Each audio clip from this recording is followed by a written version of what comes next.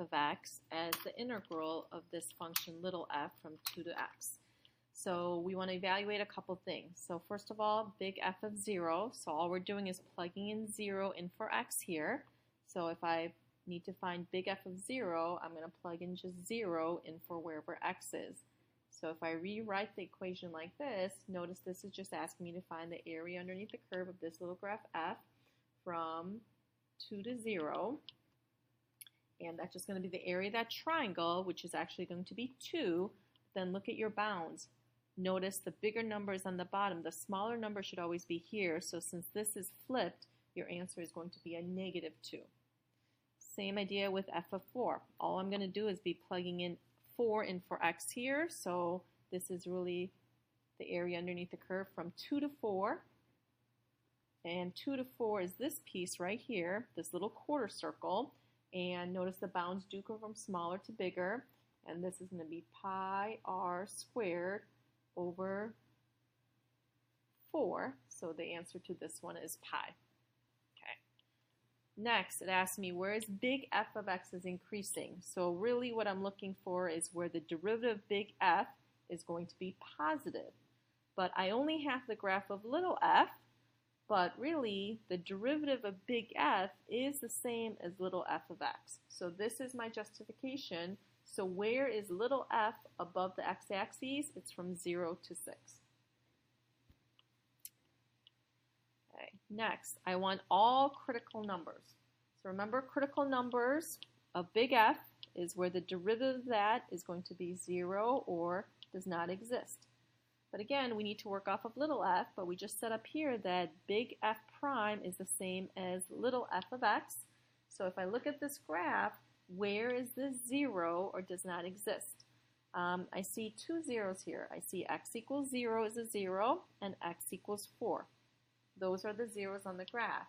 But remember, we also need to look for a sign change. So for local max or min, I need to see a sign change on here. At x equals 0, the sign goes from negative to positive, so this is going to be a relative min. And your justification is big F prime, which is little f, changes from negative to positive. This one, there's no sign change going on, so this one, your answer is neither. And your reason is because big F prime equals f does not change signs. Okay. Absolute extrema. Absolute maxes and mins, again, can occur at the end, at the critical numbers. So we figured out the critical numbers from part C are 0 and 4. But remember, they can also occur at the endpoints. So the endpoints that we also need to check here are at negative 2 and 6. Okay. But we already said above that x equals 4, there's no sign change. So it can't be a local max or min. So that means it can't be an absolute either. So these are my only 3 possibilities. And then remember what we do is, if we can, we take our 3 and plug it back into the original function. So I need to figure out what big F of 0 is, what big F of negative 2 is, and big F of 6. And let's see if I can come up with these. So big F of 0 is going to be, I'm plugging in 0 in for x here, is going to be from 2 to 0 of little f of t. And notice, we came up with this answer already in part A. We already figured out this was negative 2. Okay, big F of negative 2 is going to be, again, I'm just replacing the x with negative 2, is going to be from 2 to negative 2 of little f of t. And if I look at this graph, so little f from negative 2 to 2, notice you have the same piece below, same piece above, so this is going to be a negative, this is going to be a positive, but because they're symmetrical, these are going to cancel each other out, so this is actually going to be exactly 0. And the last one, f of 6, will be 2 to 6 of f of t dt. And this would be the area underneath the curve of this piece all the way to here. Now, what I notice right away is that this number is negative, this number is 0. I actually don't have to figure this value out. I notice that this is a positive number.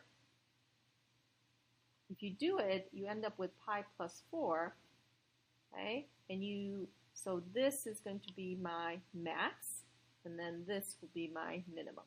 So you do need to actually find the y value because it does ask you to find those values. Okay, last one. Where's big f of x concave down or concave up?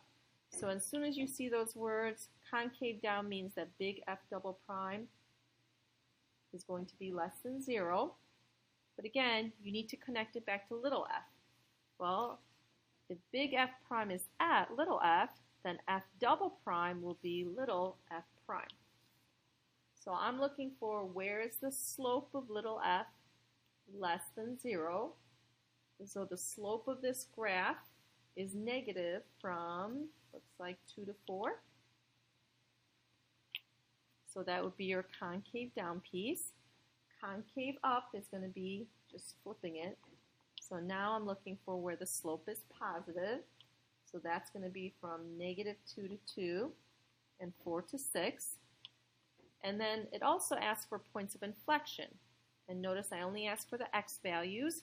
Points of inflection are just where the concavity changes. So at 2 and then also at 4, your reason would be changes signs.